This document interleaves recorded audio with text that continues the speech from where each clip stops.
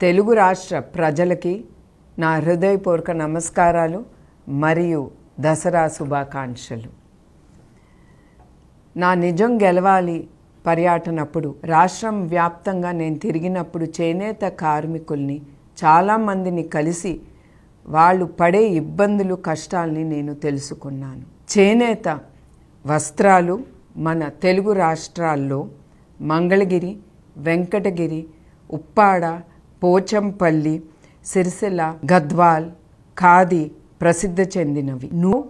వాళ్ళ బిడ్డల కోసం, వాళ్ళ కుటుంబం కోసం వాళ్ళు ముందుకెళ్ళటానికి వాళ్ళు అన్ని ఇబ్బందులు ఎదుర్కొని బట్ట నేస్తున్నారు. అందుకే మన అందరం ఆ చేనేత కార్మికులు వాళ్ళు పట్టే నూలు పోగుతో వాళ్ళు అద్భుతాలని సృష్టిస్తున్నారు.